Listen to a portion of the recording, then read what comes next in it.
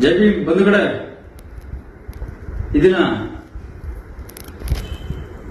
ಒಳ ಮೀಸಲಾತಿಯ ಪ್ರಬಲ ಹೋರಾಟಗಾರರು ಹಿರಿಯ ವಕೀಲರಾದಂತ ಅರುಣ್ ಕುಮಾರ್ ಅವರ ಬಗ್ಗೆ ಮಾತನಾಡಲಿಕ್ಕೆ ಬಂದಿದ್ದೇನೆ. ಒಳ ಮೀಸಲಾತಿ ಪ್ರಾರಂಭ ಆದಾಗಿಂದ ಇತ್ತೀಚಿನ ದಿನಗಳಲ್ಲಿ ಹಿರಿಯ ವಕೀಲರಾದಂತಹ ಅರುಣ್ ಕುಮಾರ್ ಅವರು ಎಲ್ಲೇ ಹೋದ್ರೂ ಕೂಡ ಈ ಒಂದು ಮಹತ್ವವಾದ ಕಪ್ಪು ಕೋಟನ್ನು ಧರಿಸಿ ಬೀದಿ ಬೀದಿಗಳಲ್ಲಿ ಸಾಮಾಜಿಕ ಜಾಲತಾಣಗಳಲ್ಲಿ ವಿಷಯಗಳನ್ನ ಪ್ರಸ್ತಾಪ ಮಾಡಿ ಆರೋಪಗಳನ್ನ ಮಾಡಿ ಆರ್ಭಟ ಮಾಡ್ತಾ ಇದ್ದಾರೆ. ಈ ಕಪ್ಪು ಕೋಟೆಗೆ ಅದರದೇ ಆದ ಮಹತ್ವ ಇದೆ. ನಾವು ವಕೀಲರಾದವರು ಈ ಸಮಾಜಕ್ಕೆ ಸಂದೇಶ ಕೊಡುವಾಗ ಕಾನೂನಿನ ಮುಖಾಂತರ ಸಂದೇಶಗಳನ್ನು ಕೊಡಬೇಕಾಗ್ತದೆ.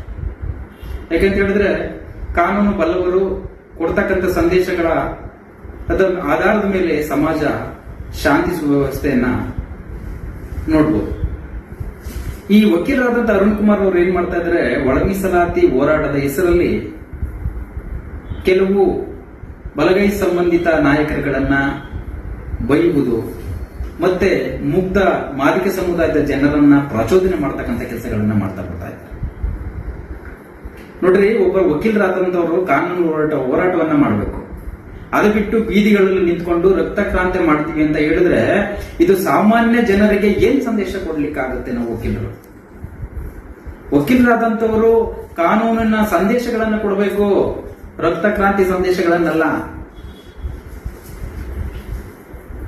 ಅರುಣ್ ಕುಮಾರ್ ಅವರೇ, ತಾವುಗಳು ಯಾವತ್ತಾದ್ರೂ ಕೂಡ ಇಷ್ಟು ದಿನಗಳಲ್ಲಿ ಸಭೆ ಸಮಾರಂಭಗಳ ಹೋರಾಟಗಳಲ್ಲಾದರಾಗ್ಲಿ ಸಾಮಾಜಿಕ ಜಾಲತಾಣಗಳಲ್ಲಾಗ್ಲಿ ತಾವುಗಳು ಏನಾದ್ರೂ ಸುಪ್ರೀಂ ಕೋರ್ಟ್ ಆದೇಶಗಳನ್ನ ತಗೊಬಂದು ಏನಾದ್ರೂ ಚರ್ಚೆ ಮಾಡಿದ್ದೀರಾ? ನಾಗಮೋಹನ್ ದಾಸ್ ವರದಿಯನ್ನು ಇಟ್ಕೊಂಡು ಏನಾದ್ರೂ ಚರ್ಚೆ ಮಾಡಿದ್ದೀರಾ? ಇಲ್ಲ ನ್ಯಾಯಾಲಯದ ಮೊರೆ ಹೋಗಿದ್ದೀರಾ? ತಾವು ಯಾವುದೂ ಮಾಡಿಲ್ಲ. ನೀವು ಹೆಸರಿಗೆ ಮಾತ್ರ ಕಪ್ಪು ಕೋಟ್ ಹಾಕೊಂಡು ಜನರನ್ನ ದಿಕ್ತಪ್ಪಿಸ್ತಾ ಇದ್ದೀರಾ. ಸುಪ್ರೀಂ ಕೋರ್ಟ್ ಆದೇಶ ಏನಿದೆ?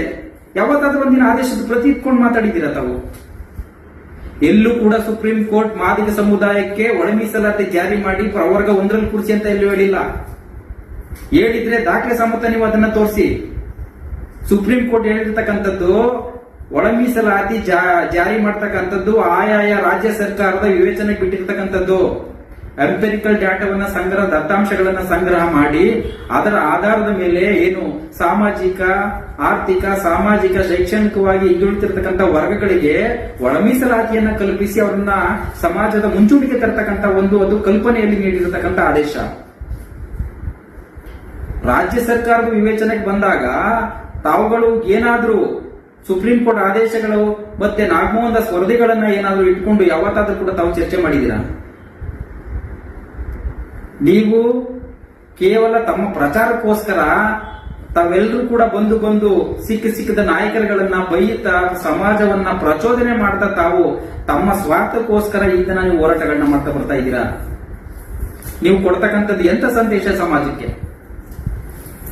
ನಾನ್ ಇವತ್ತು ನಿಮ್ಗೆ ಓಪನ್ ಚಾಲೆಂಜ್ ಮಾಡ್ತಾ ಇದ್ದೀನಿ. ನೀವು ನಿಜವಾಗಿ ಹಿರಿಯ ವಕೀಲರಾಗಿದೆ, ಪ್ರಬುದ್ಧ ವಕೀಲರಾಗಿದ್ರೆ ಸುಪ್ರೀಂ ಕೋರ್ಟ್ ಆದೇಶಗಳನ್ನ ಮುಂದೆ ಇಟ್ಟು ಬನ್ನಿ, ಚರ್ಚೆ ಮಾಡೋಣ. ಮತ್ತೆ ನಾಗಮೋಹನ್ ದಾಸ್ ಸಮಿತಿ ಏನು ವರದಿಗಳನ್ನ ತಗೊಂಡ್ ಬನ್ನಿ, ಅದನ್ನ ಚರ್ಚೆ ಮಾಡೋಣ. ನಿಮಗೆ ನ್ಯಾಯ ಸಿಗ್ಲಿಲ್ವಾ? ಕೋರ್ಟ್ ಮೊರೆ ಹೋಗಿ ನೀವು ವಕೀಲರಲ್ವಾ? ಹೋಗಿ ನ್ಯಾಯಾಲಯದ ಮೆಟ್ಟಿಲತ್ತಿ, ನ್ಯಾಯಾಲಯದಲ್ಲಿ ದಾವೆ ಹೂಡಿ, ರಾಜ್ಯ ಸರ್ಕಾರದ ಮೇಲೆ ಆದೇಶ ಮಾಡಿಸಿ.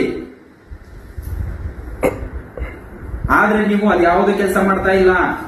ಇದುವರೆಗೂ ಕೂಡ ನೀವು ಕಾನೂನಿನ ಸಂಬಂಧಿತವಾಗಿ ಯಾವುದೇ ತರ ನೀವು ಪ್ರಕ್ರಿಯೆಗಳನ್ನ ಮಾಡದೇನೆ ಕೇವಲ ನಿಮ್ಮ ಪ್ರಚಾರಕ್ಕೋಸ್ಕರ, ನಿಮ್ಮ ರಾಜಕೀಯಕ್ಕೋಸ್ಕರ ಕಪ್ಪು ಕೋಟನ್ನು ಧರಿಸಿಕೊಂಡು ಬೀದಿನಲ್ಲಿ ನಿಂತ್ಕೊಂಡು ಮುಕ್ತ ಮಾದಿಗ ಸಮುದಾಯದ ಜನರನ್ನ ಎತ್ತುಕಟ್ಟಿ ಮತ್ತೊಂದು ಸಮುದಾಯದ ಮೇಲೆ ದ್ವೇಷ ಭಾವನೆ ಬಿಚ್ಚುತ್ತಾ ಇದ್ದೀರಾ.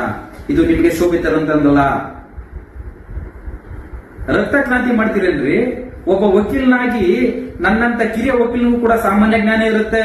ಈ ಕಪ್ಪು ಕೋಟ್ ಹಾಕೊಂಡು ಏನ್ ಮಾತಾಡ್ಬೇಕು ಅಂತ ನಿಮಗಿಲ್ವ ಕನಿಷ್ಠ ಜ್ಞಾನ? ಕಪ್ಪು ಕೋಟ್ ಹಾಕೊಂಡು ರಕ್ತ ಕ್ರಾಂತಿ ಮಾಡ್ತೀರಾ? ಒಬ್ಬ ವ್ಯಕ್ತಿ ಸಮಾಜಕ್ಕೆ ಮಾದರಿಯಾಗಿರ್ಬೇಕು, ಒಳ್ಳೆ ಸಂದೇಶಗಳನ್ನ ಕೊಡ್ತಕ್ಕಂಥ ವ್ಯಕ್ತಿ ಆಗಿರ್ಬೇಕು. ನಿಮಗೆ ಓಪನ್ ಚಾಲೆಂಜ್ ಮಾಡ್ತಾ ಇದ್ದೀನಿ. ನಿಮಗೆ ತಾಕತ್ತಿದ್ರೆ ಸುಪ್ರೀಂ ಕೋರ್ಟ್ ಆದೇಶಗಳ ಪ್ರಕಾರ ಬನ್ನಿ ಚರ್ಚೆ ಕೂತ್ಕೊಳ್ಳೋಣ. ನಾನು ಆಲ್ವೇಸ್ ರೆಡಿ. ಯಾವಾಗ ಬರ್ತೀರಾ ಬರ್ರಿ. ನಮ್ಮಲ್ಲೂ ವಕೀಲರಿದ್ದೀವಿ, ನಾವು ಮಾತಾಡ್ತೇವೆ.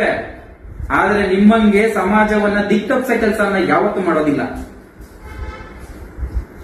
ಈ ಕೂಡಲೇ ನಾನು ಅರುಣ್ ಕುಮಾರ್ ಅವ್ರಿಗೆ ಹೇಳ್ತಾ ಇದ್ದೀನಿ, ನಿಮಗೆ ನಿಜವಾಗ್ಲೂ ಬದ್ಧತೆ ಇದ್ರೆ, ನೀವು ನಿಜವಾಗ್ಲೂ ಹೋರಾಟಗಾರರಾಗಿದ್ರೆ ಈ ಕೂಡಲೇ ಬಂದು ನನ್ನ ಜೊತೆ ಚರ್ಚೆಗೆ ನಿಂತಿ.